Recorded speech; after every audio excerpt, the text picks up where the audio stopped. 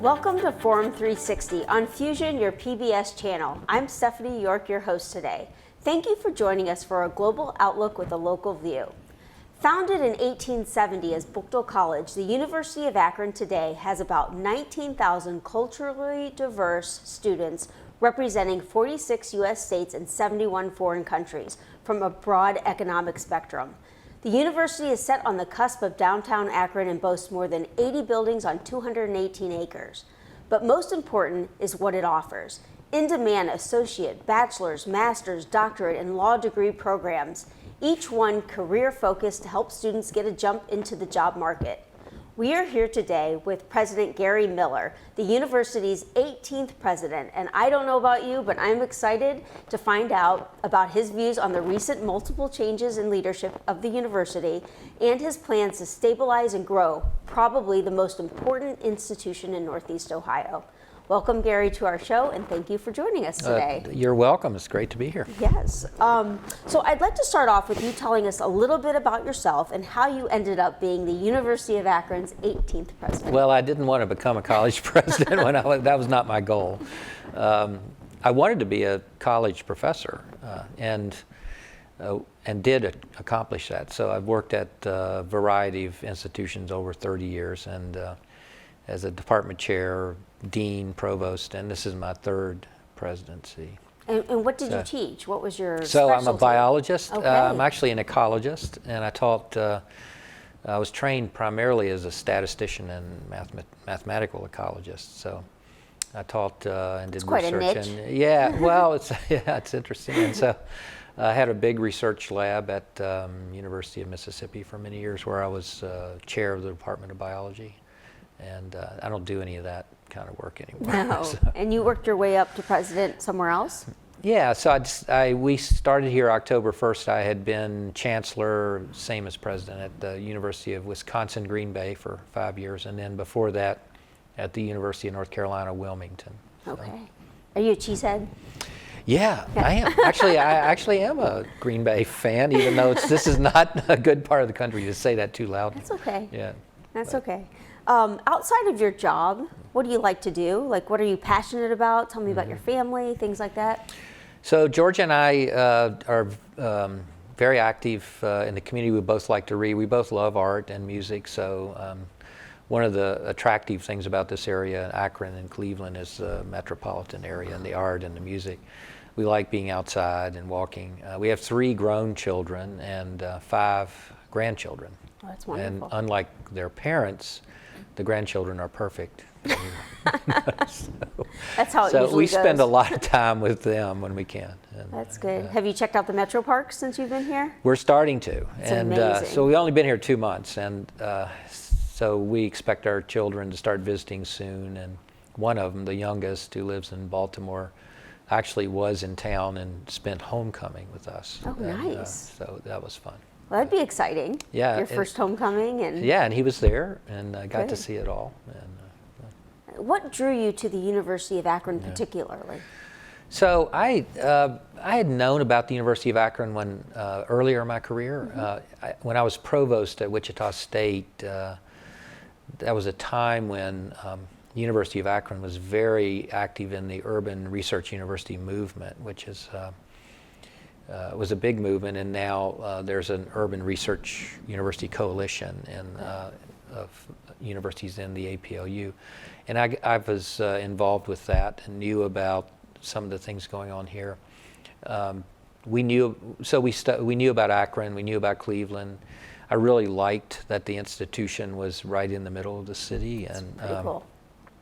And it was a research university, so we had some reason to look at it. I was not really looking for a job, but it was one that, when we were contacted, it seemed interesting and turned out to be a great opportunity. It is right on the cusp and kind of goes Yeah. into downtown Akron, which is delightful to me. It I used to does. work for the city of Akron, Yeah. and it's just such a great thing to have. Yeah. Tell me about some of the highlights. You've only been here 2 months, so what are the highlights that you see academically, athletically, culturally with the university? It's a great university. It's got a fabulous faculty, incredibly well trained. I think an important thing to know about the institution is if you look at the portfolio of academic programs that we have, and you look at the future of jobs in America and the world, there's a lot of concordance there. So we are really offering things that will mean a lot to people in the future. Its proximity to the community we've already talked to, and the support that it gets is really pretty extraordinary. And it's also a very beautiful campus. I'm not sure if people haven't been on it, I would encourage them to come walk around and look around. It is an urban campus, but it's also very beautiful, lots of green space and good views. We do have Division I athletics. We're very proud of that, and the Akron Zips have a long history of being competitive, and we're in a great mid-major conference, the Mid-American Conference. You really are. So back in the day when my parents went to Buchtel College, went to the University of Akron back in the day, it was a commuter college. I mean, they did not have residents. I mean, it was very sparse that people lived on campus. Now, I don't think you can say that. There are lots of residence buildings nearby and on the campus, and I think when you walk it, it's more of a campus. You don't have those throughway streets that you used to have and things like that. That's true. It does have a real campus feel. Like most urban universities, it welcomes all kinds of students, and we still have lots of commuters and want to welcome them. Lots of students that work, but we also have lots of traditional students. You know, the Williams Honors College, which is a residential honors college in the middle of the campus, it's got a great program.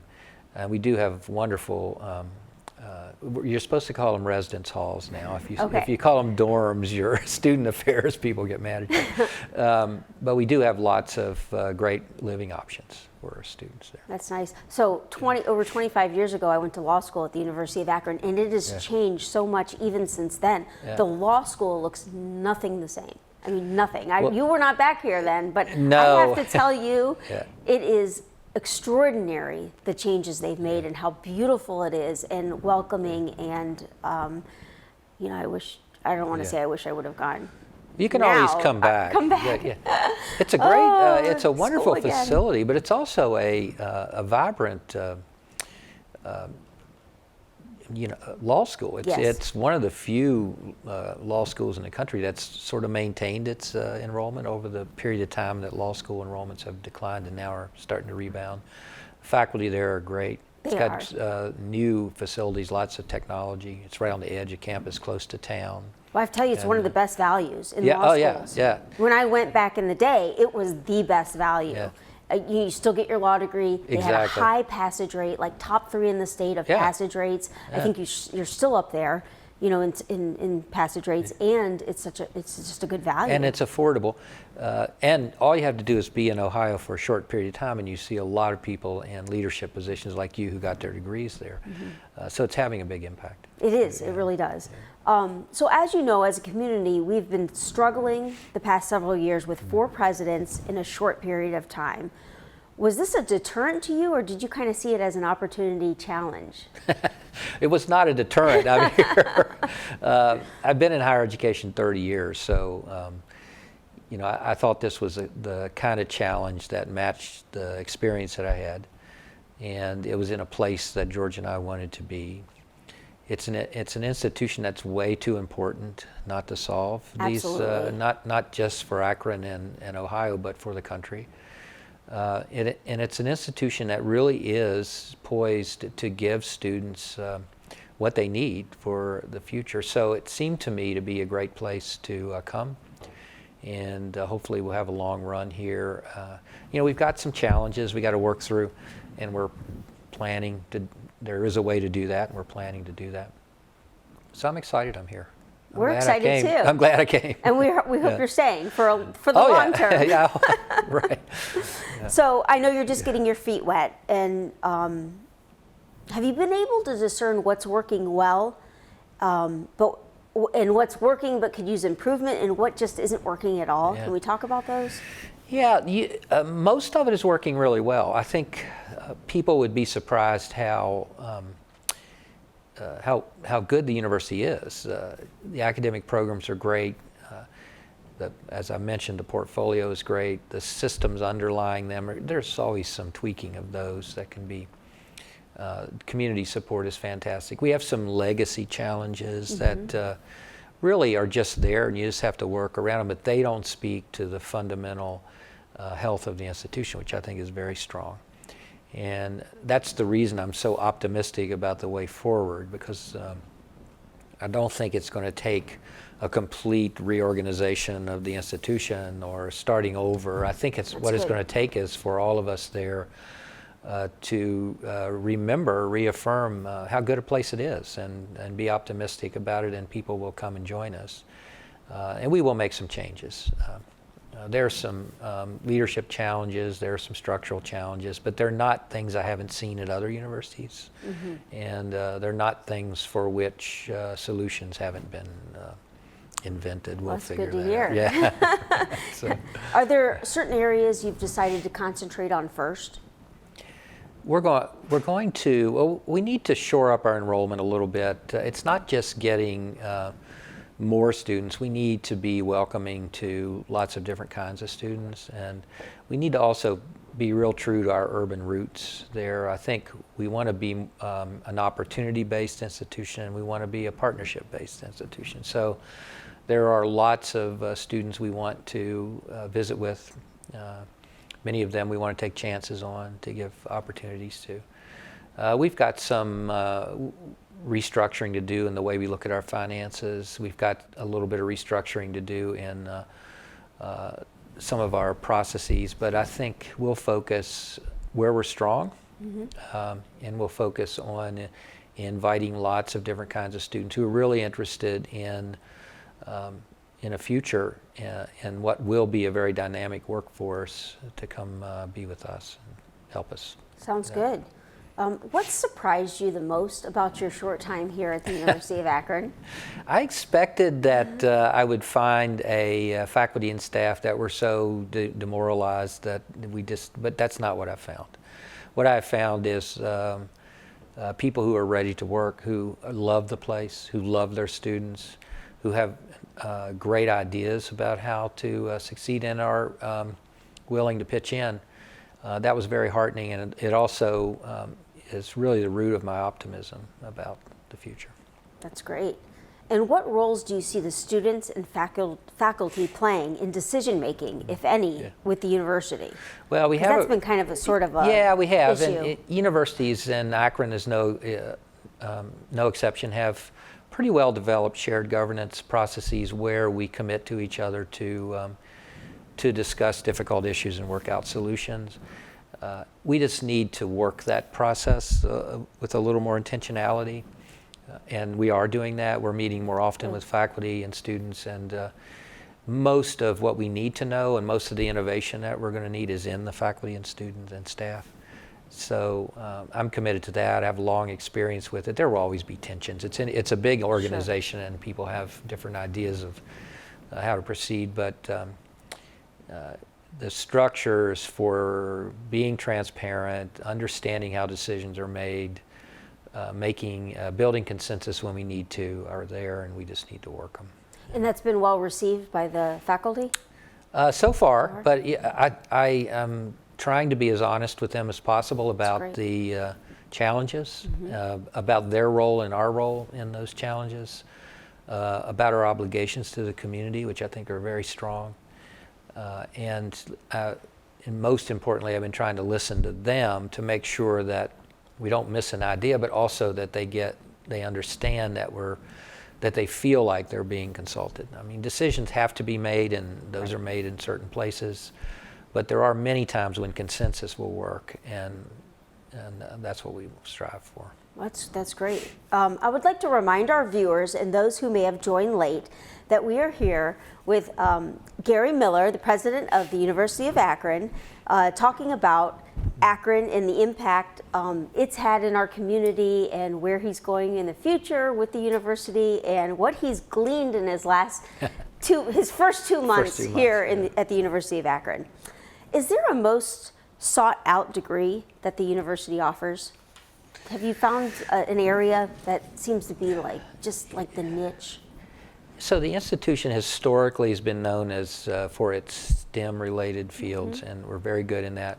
But it also has a world-class business school, and historically we've been very strong in the health sciences, in the social sciences, And if you look at our art and music, we have some of the best in the world. I think one of the things we would like students and the community to know is that there are many, many routes to successful careers, and those routes don't necessarily, are not necessarily one-to-one with a career. We encourage students to go with their interests and really sort of double down on that, and they'll find a career and a great life. So we're pretty good at that, but we have some strengths. Engineering is big. Right. Polymer. And polymer science, one of the few really centers of that in the world. In our business school, we have a great psychology department, one of the best in the country, and many, many other areas, communications. So as I started this interview, I was pointing out that portfolio of programs, including the arts and music and the humanities, is really right in the center of where work is in the next 50 to 100 years, and so we're pretty excited about having those opportunities. That is exciting. I do want to talk about that a little bit, because I know there's been some declining enrollment at the university over the years, and I'd like to know, is that a trend other places, or is this something unique to the University of Akron? Sure. Higher education enrollment is trending downward in many places in America. There are some exceptions. And in Ohio, it's particularly strong, and that's a demographic issue, just not enough. So we expect the university to be a bit smaller. We think that the decline in our enrollment, however, has been a little steeper than it needed to be, probably because of the leadership turmoil and some other. It's a little unstable. Yeah, and I think students are very savvy, and their parents are very savvy. One of the things that I think is interesting, was very exciting to me, is that the students we do have love the place, and they really love their faculty, and they trust this faculty, even in the sort of times of turmoil, and they're succeeding because of that. So we think we can change the enrollment trajectory a little bit. We don't think it'll ever, at least not in the near term, get back up to 27,000. That's not something that we see in the future, because there just aren't that many students. But we do think it should go up, and we have plans to work on that. I'm glad to hear that. So there's been a lot of talk about more students graduating high school and taking the non-traditional route of attending either community colleges or learning trades and going right into the trades, which is needed as well.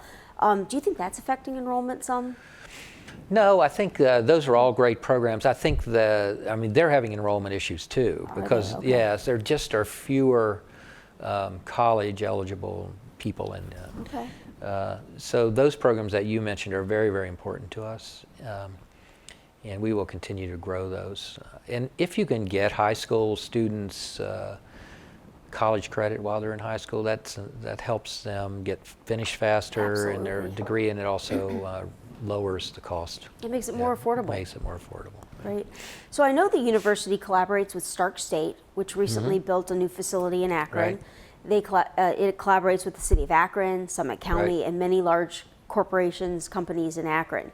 Can you talk about why collaborations are important to the University of Akron, the types the university has, and and how these collaborations really benefit the entire region? Yeah, there's no future for any of us without some collaboration, and it's just a matter of overlapping roles. If one of the big issues in Ohio and many other states is this talent gap. There are many people who would like to hire, can't find. Universities can't do all that together by themselves. Technical colleges like Stark State are great partners, but county and city governments also have ways to get people routed into the right kind of training or educational program. They have partnerships with businesses that help support students. They make regulations which affect all of this. So it really is a big ecosystem that we're all connected. And collaboration will be very important to us going forward. We're very happy that Stark State is in Akron. I think it will become our biggest, along with the public schools, our biggest partner. And together we can do a lot more. Right, and a lot of people start out at Stark State and then go into the university. Sure. It's And just we like- encourage that, and we want to track that, and we do. And we actually have relationships with them now where we encourage people to do that. Right. So that's a great way to get post-secondary education. And so we want everybody to think about that way too. Absolutely. So right now, what is your highest priority, if you had to prioritize, highest priority for the university? Well, the university needs a plan. We need A strategic plan. Yeah, and we're working very hard on that in many different ways. And we've promised the board we'll have that to them by the summer. And I think that we will.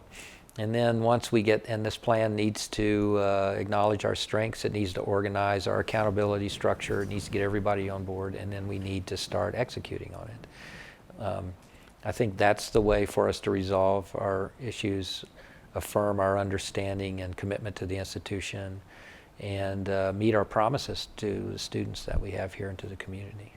So we're spending a lot of time on that right now. Well, that's a big undertaking. I mean, It is, but everybody's ready for it, and we Good. got a lot I of think so. lot of great faculty and staff working on it. The board's very supportive, and so I think it's an exciting time. it is an exciting time. University's biggest challenge. So our biggest challenge is, you may think this is, I think our biggest challenge is one of confidence. I think this is a great university. It's in some transitional, it has some transitional problems that are solvable. But if we really look at the institution, its value to this community and this state and to the country, once we become really proud of it, confident in it again, those problems will solve those problems. And so you say confidence, and I agree that would be Yeah. that is an issue, and that could be built up and would be great because obviously if you exude confidence in the university and everybody there is so proud of it, I mean that's going to reflect it, and people will start coming and be attracted to it and things like that. But what I've seen over the last several years, lack of confidence of the community in the university, in people living in Akron, thinking, oh, I'll send my kids, I don't know about Akron, maybe Kent, maybe, Right. What can we do to bolster that? What kind of help do you need from the community to Yeah. help that? Well, I think it's understandable. The community has some uncertainty, and I think it's our responsibility to do what we have to do to change that, and that's what we're going to do. The community's been very clear to me they're ready to support us. They want us to have a plan. They want to know where we're going, and they want to know exactly how to help, and we will be in a position, and we are now talking to a lot of folks about how specifically they can help. We have, for example, some routes in the strategic planning process to make sure the community is looking at this plan early so we can get some feedback there.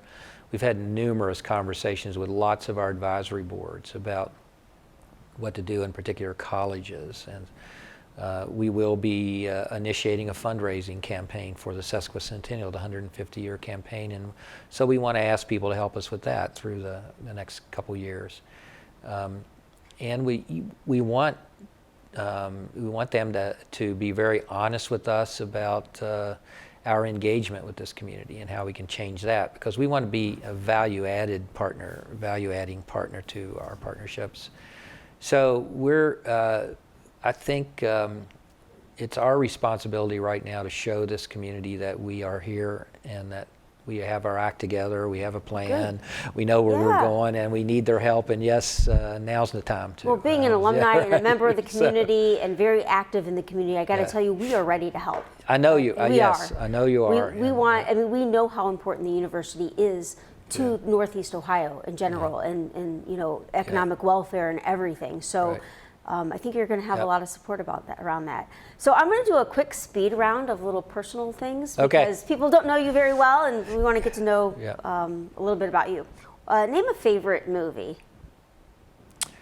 Oh wow! So I like A Wonderful Life. Oh, actually, I just watched it. It's a great season for it. I've always liked that movie. Did you cry at the end? Well, I get them. It's kind of a It's hard not to, right? Yeah. Is there a book you're reading right now? So I'm reading a book, Oh gosh, As you can see, yes, we didn't rehearse this. Right, we didn't. I'll get back to you on that one. Okay. I just finished it, and I now have forgotten the name. I'm the same. I'm so bad with names. Right. If you could eat only one food for the rest of your life, what would it be? Cherries. Cherries. My goodness. Of course. Favorite holiday?